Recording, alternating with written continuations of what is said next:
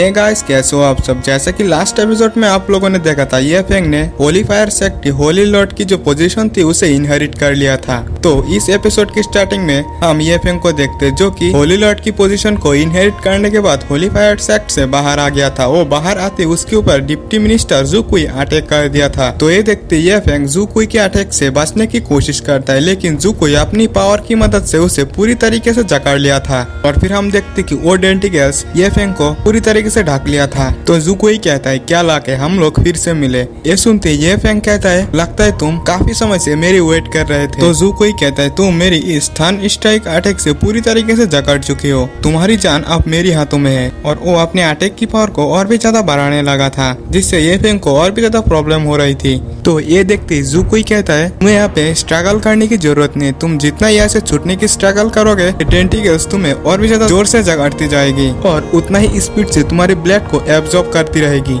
और मैं तुम्हें इतनी आसानी से तो नहीं मारने वाला। और फिर हम ये फेंग को देखते जो कि उस अटैक से पूरी तरीके से ढक चुका था। और फिर हम ये फेंग की बॉडी में देखते जहाँ पे ये फेंग अपनी क्रिम्सन फेदर आर्मर को एक्टिवेट करने वाला था। फाइनली वो उसे एक्टिवेट कर लिया था, जिससे ये फेंग की बॉडी में एक आर्मर आ गया था और उस आर्मर के अंदर से फ्लेम निकल रहा था। जुकुई के अटैक को पूरी तरीके से राख कर दिया था इस फ्लेम ने। तो ये देखते जुकुई कहता है मेरी अटैक में आग कैसे लग सकती है, ये तो नामुमकिन है। और वो ये फेंग को बाहर निकलता हुआ देखकर फिर से उसके ऊपर अटैक करने की कोशिश करता है, लेकिन वो ऐसा कर नहीं पाता। ये फेंग उसकी अटैक से पूरी तरीके से आजाद हो चुका था। और फिर हम ये फेंग की न्यू लुक को देखते हैं। उसकी आर्मर के साथ सही में एक काफी ज्यादा अमेजिंग लग रहा था। उसके पीछे 2 विंग्स भी लगी हुई थी। और फिर ये फेंग कहता है सही में एल्डर फू की ये टेजर तो काफी ज्यादा अमेजिंग है, इसकी मदद से मेरी बॉडी आप पावर से पूरी तरीके से भर चुकी है। तो ये देखते जुकुई कहता है क्या तुमने इसे हासिल कर लिया। खैर जो भी हो, तुमने अगर इसे हासिल कर भी लिया, अगर ये तुम्हें अपनी मास्टर एक्सेप्ट नहीं करता तो तुम इसकी रियल पावर को इस्तेमाल ही नहीं कर पाओगे। तो ये सुनते ये फेंग कहता है ऐसी ही बात है, तुम आजमा क्यों नहीं लेते। और वो एक पंच मारकर डिप्टी मिनिस्टर जुकुई को नीचे गिरा दिया था।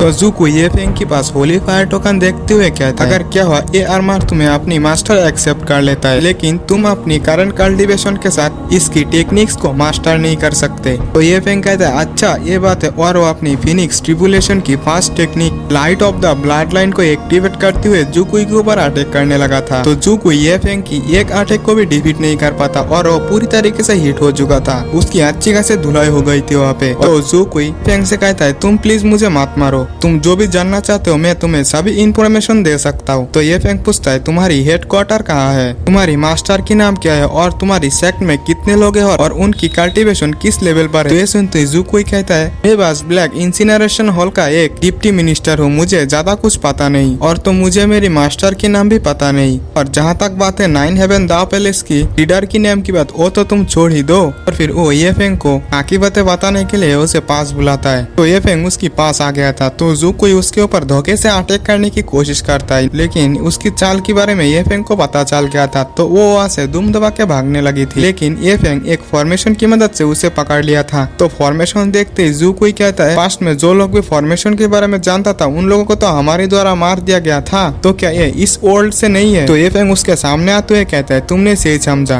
लेकिन तुम इस बात को राजी रखो तो ही तुम्हारे लिए अच्छा है। तो जुकुई फिर से उसके सामने अपनी जान की भीख मांगने लगा था, लेकिन ये फेंग उसे वहीं पे किल कर दिया था। और फिर हम ये फेंग को देखते जो कि कहता है मुझे ये उम्मीद नहीं था कि इस आर्मर की फायर पावर इतनी जल्दी खत्म हो जाएगा और एल्डर फू ने भी मुझे नहीं बताया कि इसकी फायर पावर मैं कहाँ से रिस्टोर कर सकता हूँ। और फिर हम रात की सीन को देखते हैं जहाँ पे ये फेंग कल्टीवेशन कर रहा था और उसकी कल्टीवेशन पूरा होने के बाद वो कहता है मेरी टेक्निक इस फिनिक्स ट्रिबुलेशन की पावर तो काफी ज्यादा मिस्टीरियस है, मैं इसकी fast move light of the blood line को थोड़ा बहुत ही समझ पाया, लेकिन इसने मुझे आसानी से विजन की 8 लेवल तक पहुँचा दिया। लेकिन मेरी आर्मर की पावर भी पूरी तरीके से ड्रेन हो चुकी है और मेरी फिनिक्स ट्रिबुलेशन की पावर भी वीक हो गई है। तो इसके लिए मुझे जल्द से जल्द फायर पावर ढूंढनी चाहिए। और फिर एक क्रेन ये फेंग की मीट को चुराने की कोशिश करता है, लेकिन ये फेंग पकड़ते हुए कहते हैं तुम्हारी हिम्मत कैसे हुई ऐसा करने की। और फिर ये फेंग उसे ही पकड़ कर वहाँ पे पकाने लगा था। तो ये फेंग को कुछ महसूस होता है, वो कहता है अगर तुम्हें कुछ चाहिए तो तुम मुझसे पूछ सकते हो।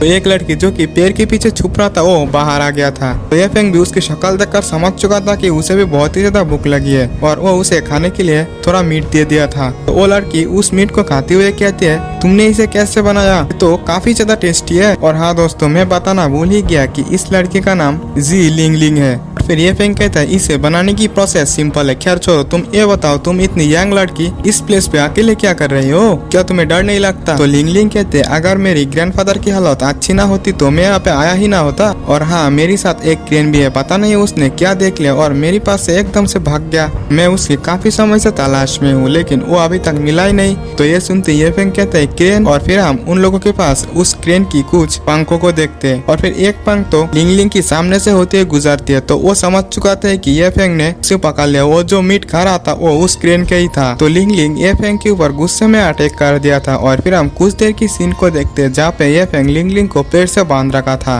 और वो लिंग लिंग की मुंह को मीट से बंद कर दिया था। और फिर ये फेंग उससे पूछता है, क्या तुम शांत हो चुकी हो। ये फेंग उसके पास जाते हुए कहता है, तुम्हारे व्हाइट क्रेन को मैंने ही मारा, लेकिन उसकी मीट तुमने सबसे ज्यादा खाया, इसलिए मैं तुम्हारी दर्द समझ सकता हूँ। मैं तुम्हें इसके लिए कुछ रिवॉर्ड देना चाहता हूँ। और वो एक जेट बोतल निकालते हुए कहता है, ये ब्यूटी एलेक्सर है, इसकी एक पिल लेने के बाद तुम्हारी जो ब्यूटी है वो हमेशा ही बनी रहेगी। तो लिंग लिंग कुछ कहने की कोशिश करता है, उसके मुंह से ये फेंग मीट हटा दिया था। लिंग लिंग कहता है, क्या तुम इनबू किंगडम की एलेक्सर गॉड हो जिसने एम्परर को भी ठीक कर दिया था। तो ये फेंग कहता है, हाँ। क्या तुम मुझे जानते हो। लिंग लिंग कहता है, मैं आपको थोड़ा बहुत जानती हूँ, लेकिन तुमने मेरी क्रेन को मारा जिसने मेरे साथ एक गहरा रिश्ता तय किया, जो मेरे रिलेटिव और मेरे दोस्तों से भी ज्यादा कीमती था। इसके लिए एक पिल काफी नहीं है, तुम्हें और भी ज्यादा देना चाहिए। और इसके साथ मुझे आपके ऊपर नजर रखने के लिए आपके पीछे घर तक जाना होगा। तो ये फेंग भी कुछ देर सोचता है और फिर सीन शिफ्ट होता है, हमें नाइन हेवन दाव पैलेस के अंदर ब्लैक इंसिनरेशन हॉल की डिप्टी मास्टर को देखते हैं, जो कि एक मैसेज लेकर आया था। वो कहता है सुकुई क्रिम्सन फेदर आर्मर को लेने के लिए गया था, जिससे उसकी वहीं पे मौत हो चुकी है, वो अकेले गया था। तो नाइन हेवन दाव पैलेस का मेंबर कहता है, वो अकेला सब कुछ हासिल करना चाहता था, वो इसी की लायक है। खैर जो भी हो, अगर वहाँ पे ऐसी ट्रेजर मौजूद है तो ये नाइन हेवन दाव पैलेस को हासिल करना चाहिए। ब्लैक इंसिनरेशन की डेडली डुओ टीम अगर आ जाती है तो उन्हें कह दो इसे हासिल करने के लिए वहाँ पे जाए। और एपिसोड भी यहीं पे एंड हो जाता है। तो जिसने भी चैनल को सब्सक्राइब नहीं किया, प्लीज चैनल को सब्सक्राइब कर लेना और वीडियो को भी एक लाइक कर देना। दोस्तों से शेयर करना तो भूलना ही मत और कमेंट तो जरूर से करना। मिलते हैं नेक्स्ट वीडियो में, बाय बाय।